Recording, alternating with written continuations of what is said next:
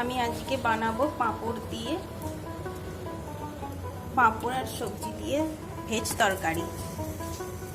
তাই এরকম একটা বড় পাঁপড় নিয়েছি। এই বড় পাঁপড়টাকে ছোট ছোট পিস করে কেটে নেব। এই দেখো আমি ছোট ছোট পিস করে কেটে নিয়েছি।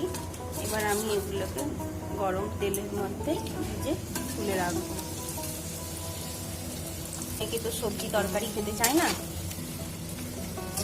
সেই জন্য এরকম পাঁপড় দিয়ে ভেজ তরকারি বানিয়ে দিলে সকলে চেটে ফুটে খেয়ে নেবে। ছোটো থেকে বড় সবাই পছন্দ করবে। দেখুন আমি দুটো পাঁপড়কে এরকম ছোটো ছোটো করে কেটে লাল লাল করে ভেজে তুলে রাখবো। পাঁপড় ভাজা হয়ে গেছে। পাঁপড়গুলোকে তুলে রাখবো। এই তেলের মধ্যেই আমি দিয়ে দেবো সামান্য ফুটন,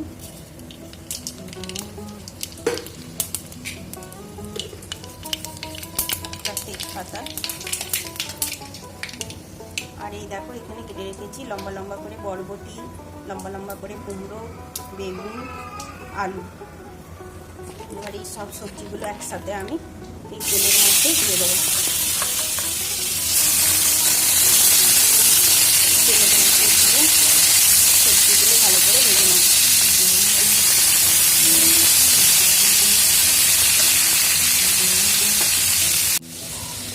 এরপর আমি একটা টমেটোকে কেটে রেখেছি। এরপর এর মধ্যে দিয়ে দেবো অল্প হলুদ গুঁড়ো, অল্প সামান্য লঙ্কা গুঁড়ো, অল্প সামান্য ধনে গুঁড়ো, সামান্য ধনে গুঁড়ো, অল্প সামান্য দেবো জিরে গুঁড়ো, আর দেবো স্বাদ মতো নুন, আর অল্প দেবো একটু কাশ্মীরি লঙ্কা গুঁড়োটা একটু রং হওয়ার জন্য।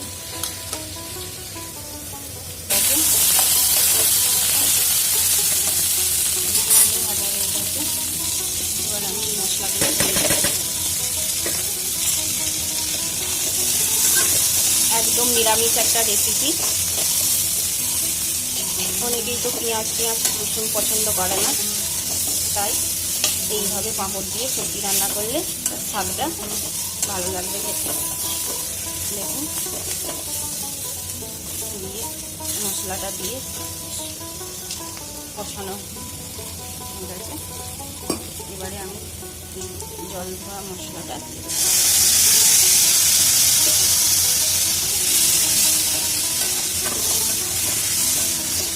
খুব তাড়াতাড়ি এই রান্নাগুলো হয়, বেশি টাইমও লাগে না।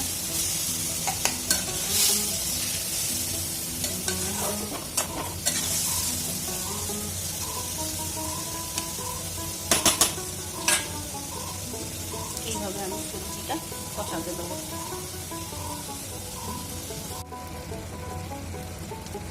এই দেখুন সবজিগুলো আমার ভালোভাবে সিদ্ধ হয়ে গেছে। এরপর আমি এতে দিয়ে দেবো ভেজে রাখা পাঁপড়গুলো। ভেজে রাখা পাঁপড়গুলো এইভাবে সবজির সাথে মিক্স করে নেব।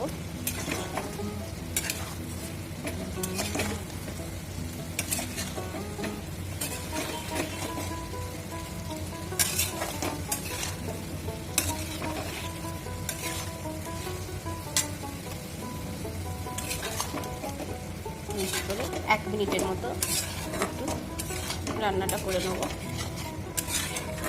যাতে পাঁপড়গুলো তরকারির সাথে ভালোভাবে মিশে যায়।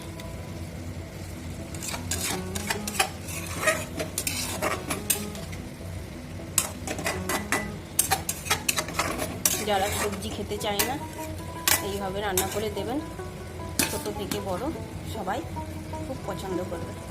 দেখুন আমার রান্নাটা একদম রেডি। এবারে আমি এটা একটা জায়গায় তুলে নেব। এইরকম ঘরোয়া সিম্পল রেসিপি যদি আপনাদের ভালো লেগে থাকে আমার চ্যানেলটা ফলো করবেন। সব দিন তো আর লোকেরা মাছ মাংস ডিম তারপরে বেশি মশলা টশলা খাবার অনেকেই আছে এইসব পছন্দ করে না। যারা পছন্দ করেন না তারা যদি এরকম রান্নাগুলো পছন্দ করেন, করবেন ঘরে, খেয়ে দেখবেন কত সুন্দর লাগছে রান্নাটা, আর খেতেও খুব সুন্দর লাগবে।